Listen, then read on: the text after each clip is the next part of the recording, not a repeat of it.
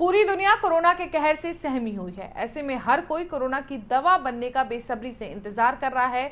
कई जगह से अच्छी खबर भी आई है। इसी तरह से गाजियाबाद के एक डॉक्टर ने ऐसी तकनीक का इजाद किया है जिसमें कोरोना को खत्म करने का दावा किया गया है।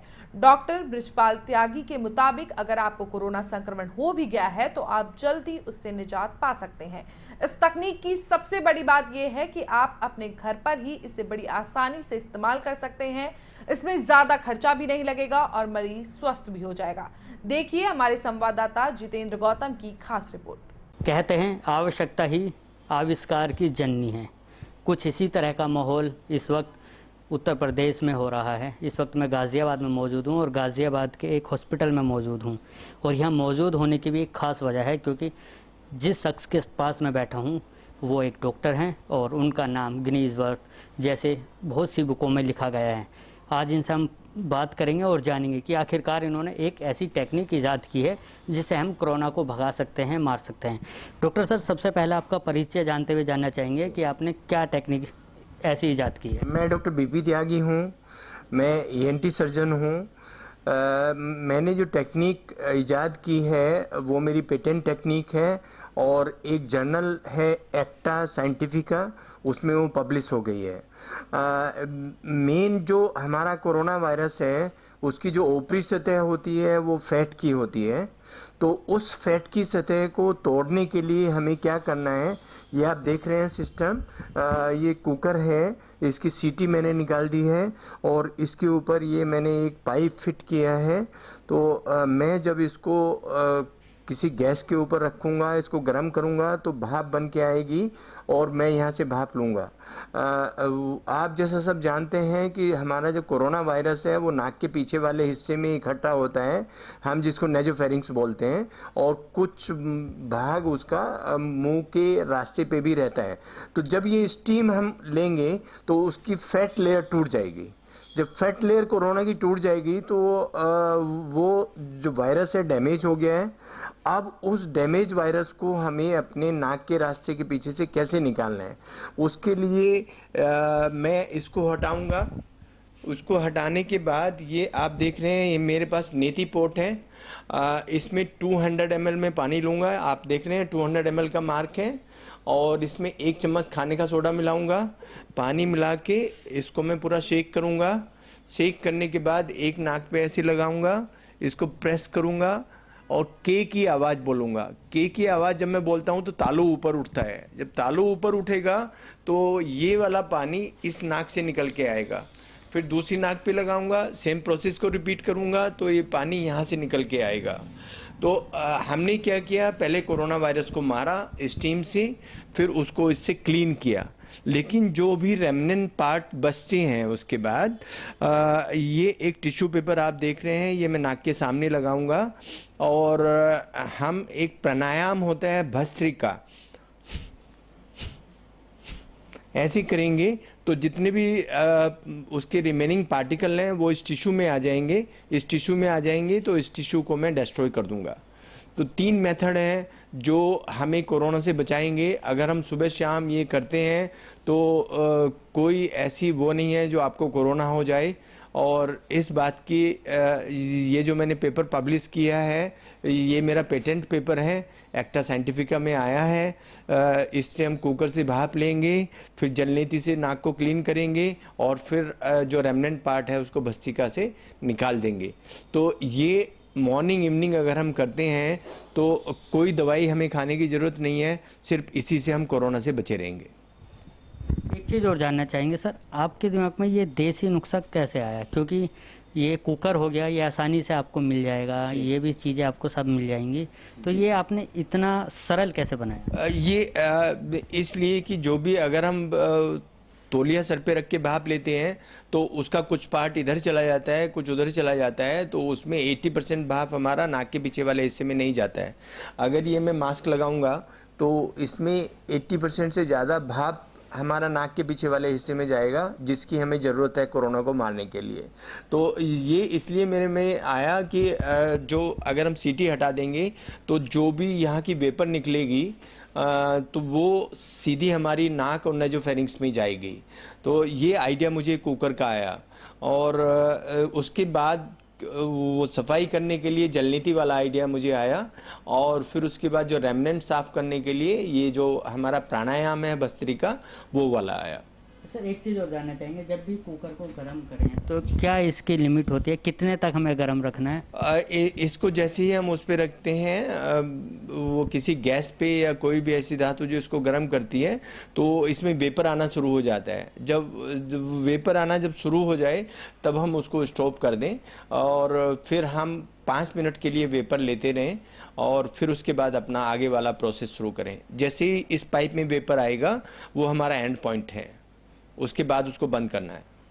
सर एक चीज़ और जानना चाहेंगे, आज कहते हैं कि संगीत से भी कोरोना मर रहा है जी। कोरोना जो है संगीत जो है उसकी मौत लेके आ रहा है, ऐसे कैसे?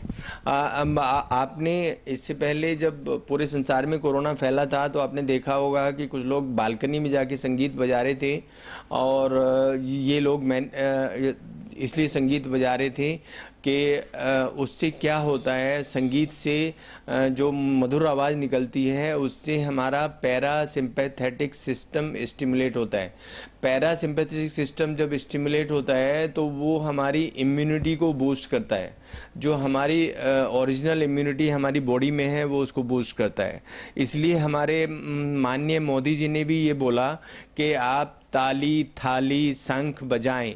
ताली थाली शंख बजाने का मतलब भी यही होता है कि वो भी एक तरह का म्यूजिक है, और जब हम कोई म्यूजिक बजाएंगे तो उससे हमारा पैरासिम्पैथेटिक सिस्टम स्टिमुलेट होगा। पैरासिम्पैथेटिक सिस्टम जब स्टिमुलेट होगा तो हमारे शरीर में इम्यूनिटी बिल्ड होगी। इम्यूनिटी बिल्ड होगी तो कोई भी कोरोना वायरस हमें अटैक नहीं कर सकता। जब से कोरोना वायरस आया है उसी के साथ इम्यूनिटी बूस्टर की बहुत सी दवाइयाँ आ गई हैं। अगर सब लोग इन दवाइयों को लेते हैं तो किस तरह का साइड इफेक्ट भी हो सकता है क्या इनसे? इसमें भी मैंने एक पेपर लिखा है। जो हम जितने भी इम्यूनिटी बूस्टर ले रहे हैं उनको हमें अधिक डोज में नहीं लेना चाहिए, क्योंकि अगर हमारी इम्यूनिटी ज़्यादा होती है, अधिक से ज़्यादा इम्यूनिटी भी इस कोरोना में नुकसान पहुंचा रही है। एक आपको अगर याद हो, एक बीमारी होती है साइटोकाइन स्टॉर्म। साइटोकाइन स्टॉर्म क्या होता है कि जो कोरोना का इन्फेक्शन होता है उसमें अगर मेरी इम्यूनिटी बहुत ज़्यादा है तो वो दोनों आपस में फाइट करते हैं, और इस रिएक्शन को हम बोलते हैं साइटोकाइन स्टॉर्म। साइटोकाइन स्टॉर्म में हमारा फेफड़े का इन्फेक्शन हो जाता है और फेफड़े बिल्कुल सफ़ेद हो जाते हैं, और जिसको साइटोकाइन स्टॉर्म होता है उसको ये मान के चलें कि 90% उसकी डेथ होनी है। तो हमें जितना भी इम्यून बूस्टर ड्रग्स हैं उनको उतनी ही मात्रा में लेना चाहिए जो हमारे फिजिशियन रिकमेंड करते हैं। अपने आप से बार बार 20 बार काढ़ा नहीं पीना है, अपने आप से कोई चीज़ नहीं लेनी है, कोई व्हाट्सएप पे पढ़ के नहीं लेनी है, कोई फेसबुक पे पढ़ के नहीं लेनी है। अपने फिजिशियन के टच में रहिए, और जो भी फिजिशियन आपको गाइड करता है वो विटामिन सी बताते हैं, वो जिंक बताते हैं, वो कोई इम्यूनिटी बूस्टर बताते हैं, सिर्फ एंड सिर्फ जितनी खुराक में बताया जा रहा है उतनी खुराक में लीजिए, क्योंकि इसकी अधिकता भी जानलेवा हो सकती है। सर एक चीज़ और एज ए डॉक्टर के नाते आपसे जानना चाहेंगे, जब कोरोना कम था तो लोग ज़्यादा सचेत थे, लेकिन आज कोरोना ज़्यादा है और लोग कम सचेत हैं, उनको क्या राय देना चाहिए? मैं सबको ये राय देना चाहूँगा कि इस कोरोना के पीरियड में सबसे बेहतर उपाय है बचाव। हमें अपना बचाव करना है। बचाव हमारा 2 तरीके से हो सकता है, एक तो हमें मास्क पहनना है, और एक अपने हाथों की बार बार सफाई करनी है। हाथों की सफाई सैनिटाइज़र के बजाय अगर साबुन से करें तो बहुत अच्छा है, क्योंकि अभी जैसा मैंने बताया वो फैट लेयर होती है और फैट लेयर साबुन से जल्दी मरती है। तो हाथों की सफाई रखें, मास्क पहने, सोशल डिस्टेंसिंग मेंटेन करें, क्योंकि अभी भी कोरोना का पीक भारत में नहीं आया है और पीक आने में अभी टाइम है। और अगर ये इसी तरह का चलता रहा और लापरवाही हम लोग बरतते रहे तो इसके कॉन्सिक्वेंसेस बहुत ज़्यादा खतरनाक होंगे, जो कि हम उम्मीद करते हैं अपनी जनता से कि वो सब फिजिशियंस की राय को और जो हमारे अच्छे नेता हैं जो राय दे रहे हैं उसको फॉलो करेंगे। एक चीज़ और आपसे जानना चाहेंगे कि अगर इस साल के अंत तक कोरोना की वैक्सीन आ जाती है तो उस वक्त भारत के क्या स्थिति होगी और कोरोना से निकलने के लिए लगभग कितना समय लगेगा? एज ए डॉक्टर आपसे जानना चाहेंगे। अगर वैक्सीन आती है सबसे पहले तो वैक्सीन का इस्तेमाल हेल्थ प्रोफेशनल्स पे किया जाएगा। जो हम लोग जैसे जो हम टकराते हैं कोरोना के मरीजों से, उनका इलाज करते हैं, तो सबसे पहले हमारी प्रोटेक्शन ज़रूरी है। तो वैक्सीन आते ही सबसे पहले हेल्थ प्रोफेशनल को वो वैक्सीन प्रोवाइड किया जाएगा, जिससे हम अपने पेशेंट्स का अच्छे से केयर कर सकें। और फिर जैसे जैसे उसकी मात्रा इंक्रीज होती रहेगी तो वो और लोगों पे की जाएगी। और ये कोई एक तरह की वैक्सीन नहीं होगी, ये कम से कम 8 तरह के वैक्सीन होगी। कुछ उसकी स्पाइक से बनाया जा रहा है, कुछ उसकी ऊपरी लेयर से बनाया जा रहा है, कुछ उसकी अंदर वाली लेयर से बनाया जा रहा है, कुछ आरएनए वाली लेयर से बनाया जा रहा है, और कुछ ऐसा बनाया जा रहा है कि उससे सिमिलर कोई वायरस हो, जैसे एडिनो वायरस है, उसकी लेयर से बनाया जा रहा है। तो 8-10 कंपनी वैक्सीन पे काम कर रही हैं। जब आ जाएगी वैक्सीन तब तो इसका अच्छा समाधान हमारे सामने है, लेकिन उससे पहले सावधानी ही समाधान है। तो ये थे मेरे साथ डॉक्टर बृजपाल त्यागी जी, जिन्होंने बताया कि अगर आप घर पे रहते हैं तो घर पे भी कोरोना से किस तरह से बच सकते हैं और अपना हॉस्पिटल से जाने से किस तरह से बिल बचा सकते हैं। कहते हैं कि मुसीबत कोई भी बड़ी नहीं होती, आखिर वही हारता है जो मुसीबतों से लड़ता नहीं है। गाजियाबाद से जितेंद्र गौतम, Live 24। 100% प्लेसमेंट के साथ हम देंगे आपको मौका। Live 24 media institute, admission open. Registration के लिए कॉल करें 9560464170।